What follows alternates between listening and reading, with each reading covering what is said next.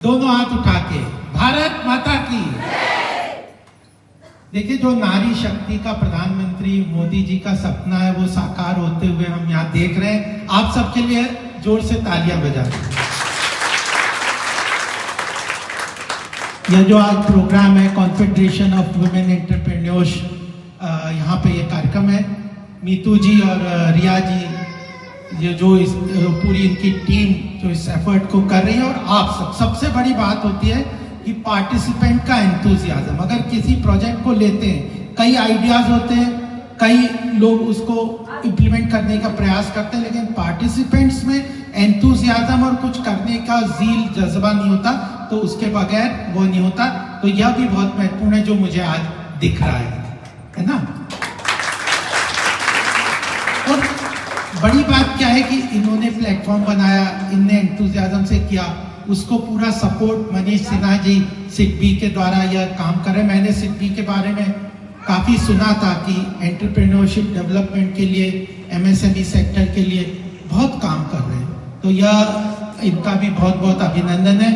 आप लोगों को बहुत बहुत मेरी शुभकामनाएं। देखिए, सेल्फ एम्प्लॉयमेंट भारत की बहुत बड़ी आवश्यकता है। अगर प्रधानमंत्री जी भी कहते हैं कि देश में 50% जो जनसंख्या है, जब तक वह उसका विकास में हिस्सेदारी नहीं होगी, उसका पार्टिसिपेशन, फाइनेंशियल इंक्लूजन, उसका इकोनॉमिक एक्टिविटी कामों में और स्वरोजगार में हिस्सा नहीं होगा, तब तक देश प्रगति नहीं कर सकता। जब हम भारत को विश्व गुरु ग्लोबल लीडरशिप की बात उस स्थान पे ले जाना चाहते हैं, तो क्या नोएडा उसमें प्रगति में हिस्सेदारी नहीं होगा? तो हो सकता है क्या? सारे क्षेत्र को, सारे वर्ग को, सारी जातियों को, सभी लोगों को, सभी धर्म को, सभी लोगों की उसमें पार्टिसिपेशन होगी, तभी देश आगे बढ़ सकता है, प्रगति कर सकता है।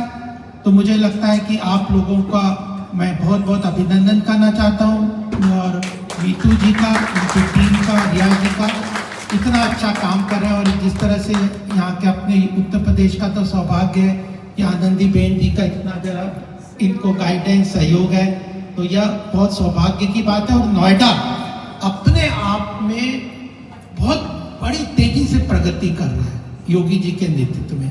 अगर आप देखें, कल ही मैं देख रहा था कि ये जैसे जीएसटी का कंट्रीब्यूशन आज उत्तर प्रदेश का कल जो आई है कि जो छोटे छोटे उद्योगों से जो छोटा छोटा सरकार को टैक्स के रूप में मिलता है, जीएसटी जिसको कहते हैं, तमिलनाडु जो कि इतना डेवलप्ड स्टेट है, उससे पिछले महीने अप्रैल में उत्तर प्रदेश ने उससे भी ऊपर आगे जाके बढ़ गया है।